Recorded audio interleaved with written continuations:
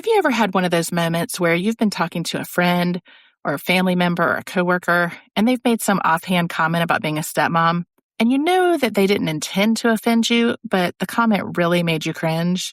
And then later on, you kicked yourself for not really knowing what to say or having a good response? Well, get ready. We're going to tackle some of those awkward moments today, and I'm going to make sure that you are armed with the perfect response the next time that happens.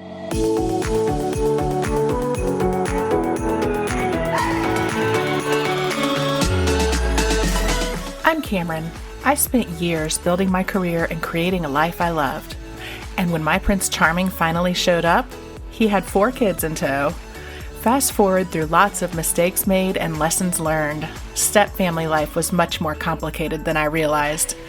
If you're looking for help with blended family life, you're in the right place.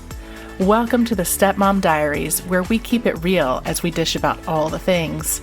This is your weekly dose of blended family inspiration and encouragement. You're not the wicked stepmother, so let me help you find your fairy tale ending. Come on, let's do this.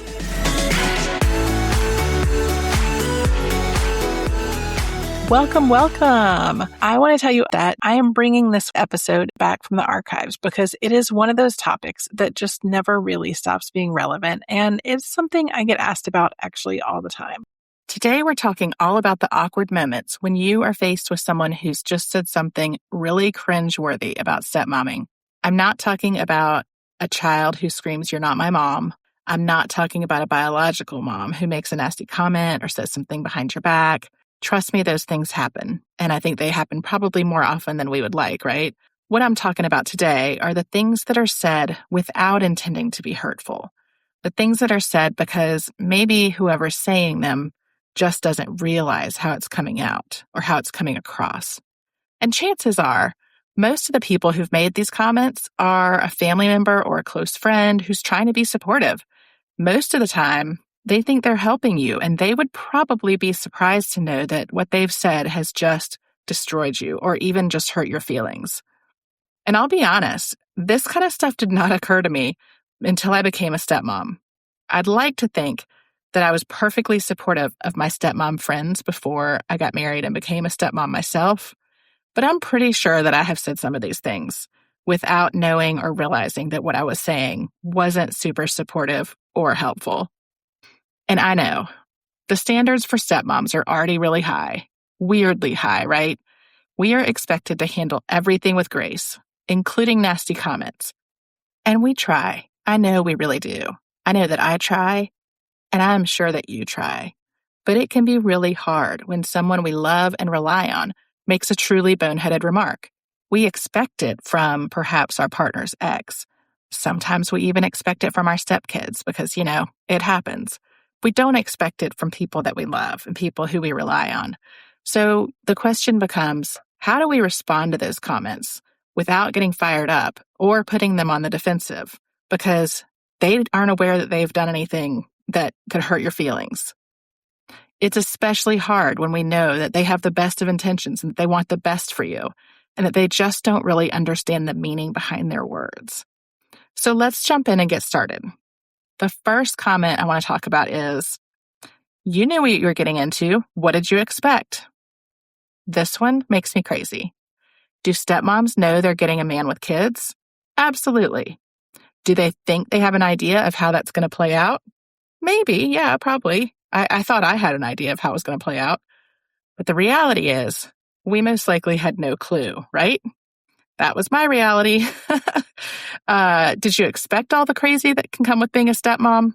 The loneliness, the conflict, having a hard time bonding with kids or dealing with the ex, the lack of control over your own life, having another woman control your schedule. Or how about the co-parenting challenges? Or in high conflict situations when you're sabotaged by the other household. We've got an episode coming up where we're going to go deep on how to deal with stepmom reality not lining up with your expectations. And I think you'll really enjoy it. But suffice to say, there is no way anyone could expect all the dynamics that come along with step-parenting. I know I didn't, and I'm pretty sure you didn't either. It doesn't make it any less worth doing. At least for me, the good has always outweighed the bad, even on the days that have felt like the worst. But there is no way I could have known what it was going to be like when I got married. So when someone says that, you could perhaps respond with humor and say, well, does anyone really know what they're getting into when they get married? Or you could respond with something like, well, it's really impossible to anticipate everything that's going to happen when you're a stepmom, but I think we've all done our best. And for your friends and family who might be listening, I'm going to talk to you and say, maybe instead of saying that, try saying something a little more supportive, like, this sounds more complicated than you thought it would be. I am here for you. Because what your stepmom friend really needs is your support and statements that will get that support across. So just let them know you're there for them. Even if we can't disabuse you of the notion that they knew what they were getting into, just express support and maybe refrain from saying that. All right, let's move on to the second one. This is also a doozy. It must be hard for their mom. The first time I heard this one was when one of my sons was having a health episode. He's special needs and he had to go into the hospital.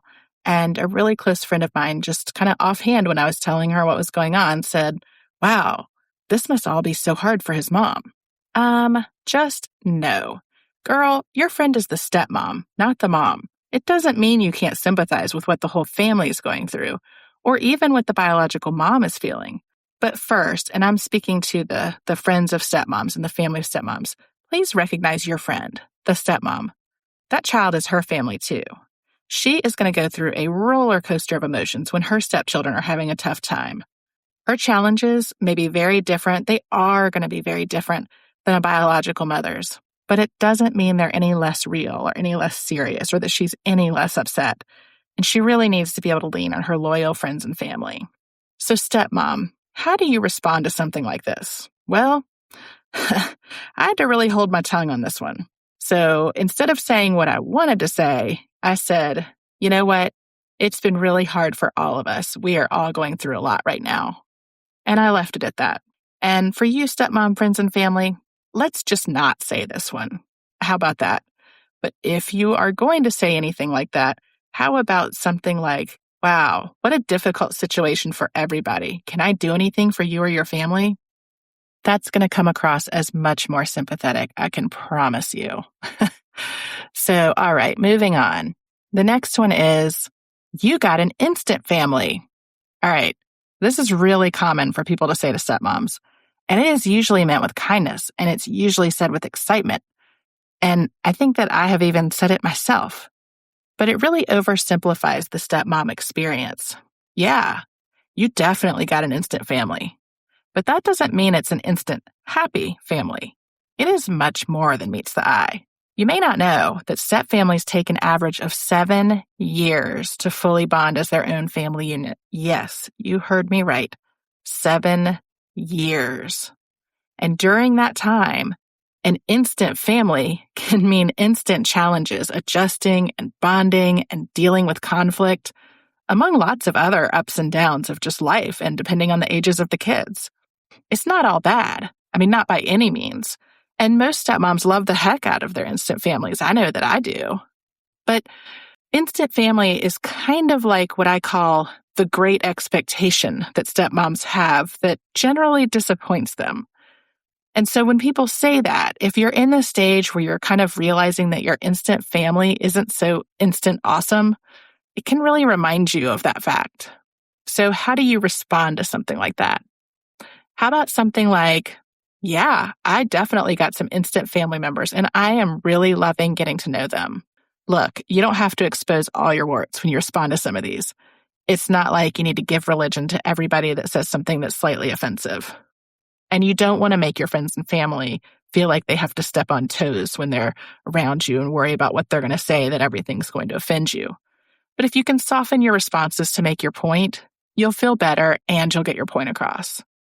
And for your friends and family, I think that maybe you could say something like, instant family, huh? That must be really challenging, but I bet it's fun. Again, that's just sort of softening up, recognizing the upside of these new family members that, your stepmom has gotten, but also recognizing that maybe it's not, exactly what she bargained for. Okay, so this next one is one that I'm going to say it and you're going to say, I cannot believe people actually say it, but yes, they do.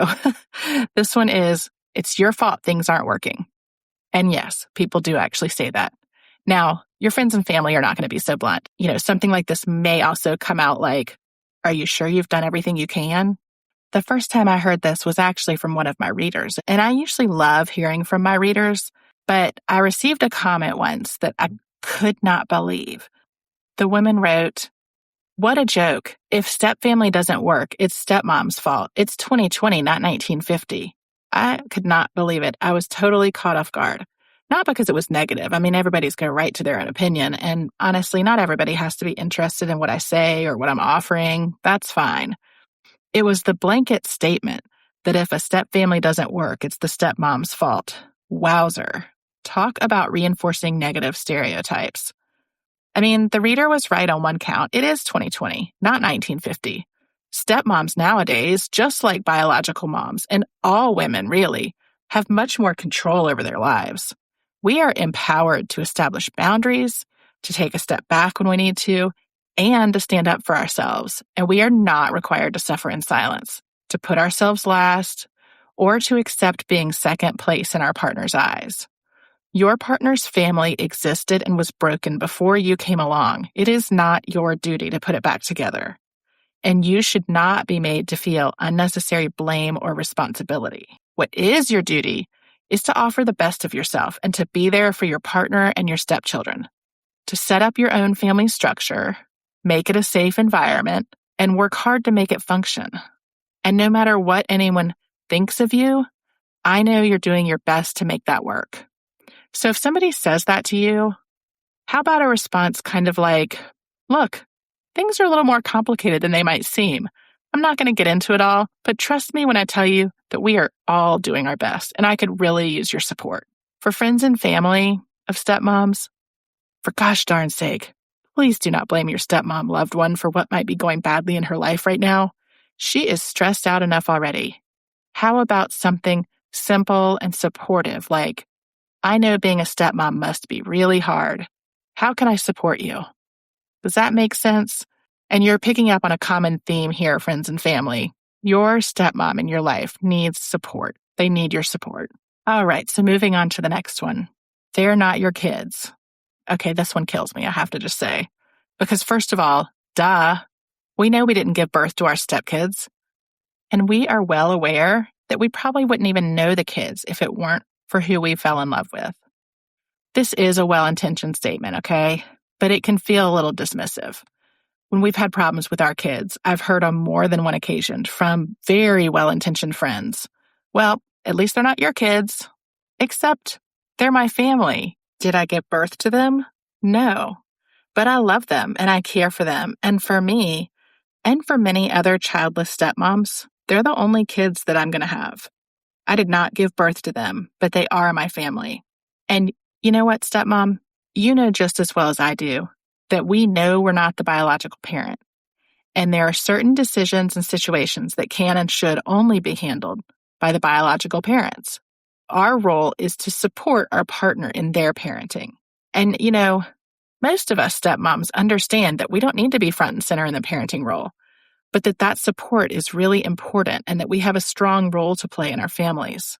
And when there is shared custody and the children are living in our house, we are going to be really involved in co-parenting. And when we're in the thick of it, those kids sure feel very real. So how do you respond to something like this?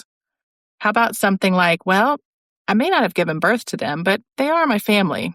Or, honestly, that can be hard to pull off without sounding a little defensive.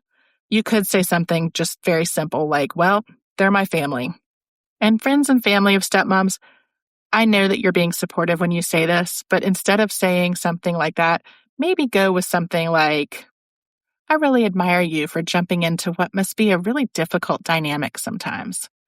That'll let them know that you support them without sounding dismissive. So moving on to the next one. I'm sure, stepmom, that you have heard this. Just let your partner handle it. Why do you need to be involved? This is kind of an extension of they're not your kids. And it's also usually really well-intentioned. But the implication is still very much that because you didn't give birth to these kids, that you don't have an interest in keeping them safe, healthy, and happy. Or that you shouldn't be involved in co-parenting. And nothing could be further from the truth. Girl, I know you care deeply about what happens to these kids and how they're developing, and I know you want to be involved. And that involvement looks really different in every family and at every stage of step parenting. But I know you're doing your darndest to figure out the right level of involvement. You might have a super active role, which is kind of how I would describe mine over the years, like attending all the school functions and sporting events and talking to teachers and doctors and all that kind of stuff. Or you might be more of the supportive spouse who counsels your partner when they're doing most of the interactions. Whatever your role looks like, you're going to be involved in a lot of things that affect the kids. And you want to be all in, but you don't want to overstep. And it's a fine line and it's really hard to navigate. I totally got it. So when someone says this to you, don't feel like you need to justify your role, because you don't. Say something like, well, parenting is complicated and these decisions affect the whole family, so I'm usually involved. And friends and family, again, try something a little more understanding. If you're really worried about how much your loved one is doing or involved in with her stepfamily, how about saying something like, gosh, this role has been a lot for you to take on. Do you want to talk about it? Again, just be there for them. Let them bounce things off of you. Maybe let them know that you're not sure what the right thing to say is, but that you're there for them. So moving on. The next one is, you'd understand if you had your own kids. This one kills me. I'm a stepmom without biological kids. So my response to this is usually some effort to water down the snarky comeback that I really want to give. And this one's been hard for me. And it has in the past ended up to be a little bit more of a polite version of, well, biological kids weren't in the cards for me, so I guess I just don't understand. That's probably not the right way to respond, but please know that I struggle with this stuff too.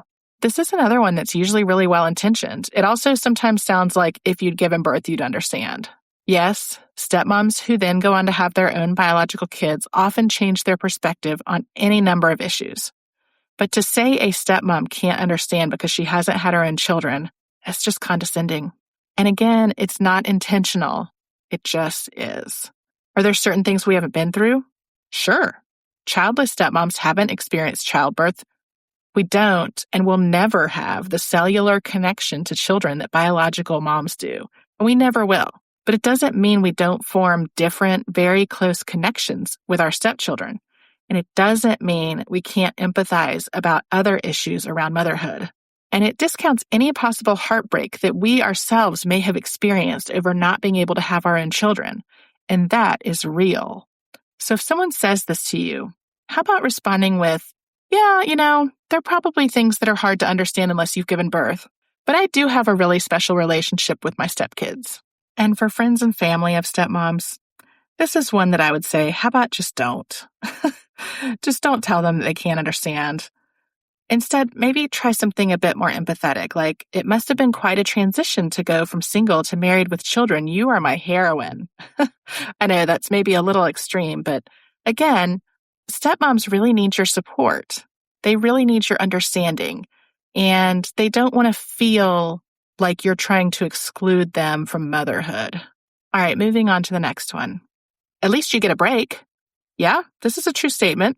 Unless your spouse has full custody of your stepchildren, you will get a, quote, break during the times that they go back to their mom's house.